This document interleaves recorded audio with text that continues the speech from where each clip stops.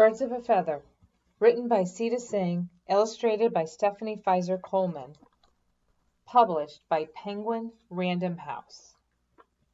One spring morning, the Himalayan jungle welcomed a new generation of pea-chicks, including one named Mo. Each one was covered in a coat of yellow or brown feathers. Mo and his friends roosted high and low, caught ticks and termites, and screeched loud into the night. Mo loved to roost, hunt, and screech, but what he loved most of all was playing hide and seek. By the second summer, each pea-chick donned a crest. They grew flight feathers, tail feathers. Fluff, fluff, fluff.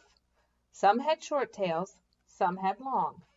All the long-tailed pea-chicks turned into peacocks with bright, bold, beautiful colors. All except Mo.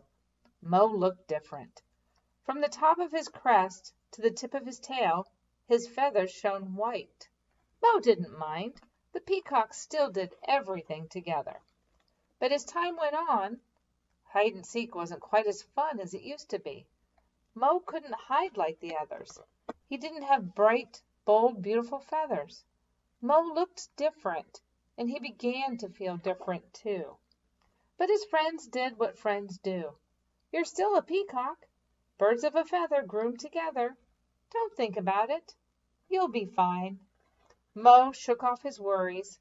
He was glad to belong to such a great group of peacocks. Soon the jungle announced its biggest day, the annual Dance in the Rain. The young peacocks couldn't wait to show off. First rain, first dance. They flocked to the color saloon. They flew to the bird boutique.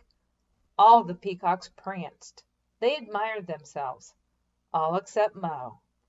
Even with a fluff and a trim, Mo's feathers were no match for the others. Mo looked different. Mo felt different. And now he also felt alone. But his friends did what friends do. You're still a peacock. Colors don't make the bird. You can do this. Let's learn the dance. Neck tight, feathers loose. Spread your tail. Stretch, stretch, stretch. Feathers swung open. The peacocks strutted. They swayed. Colors swirled all around. Mo's friend shouted, "Go, Mo, go!" But all he heard was, "No, Mo, no."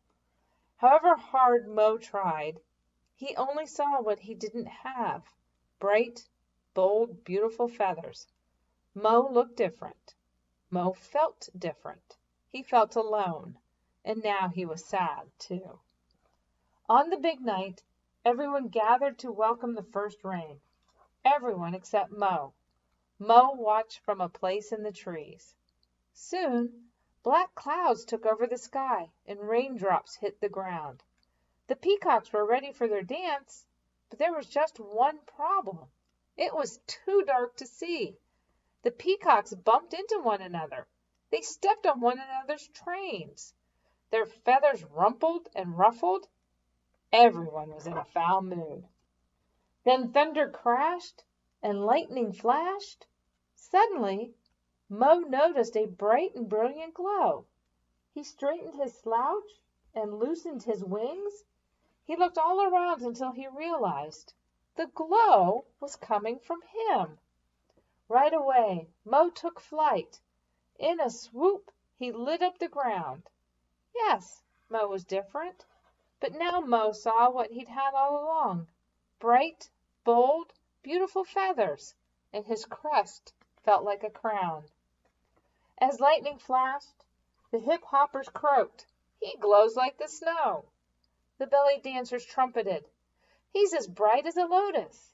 The rock and rollers roared, "But we still can't see." Mo knew just what to do. He stood tall. He strutted and swayed. Then he fluttered his feathers and swung them open. As Mo danced, light flickered. It flashed. The jungle glowed bright. At last, everyone could see.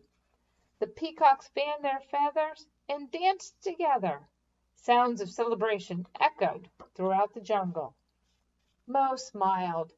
He flaunted his plume as wide as he could. On and on he danced. On and on Mo called to the sky. To honk! To honk! To honk! That night the rains didn't stop. Neither did Mo, and when his friends shouted again, he heard them loud and clear.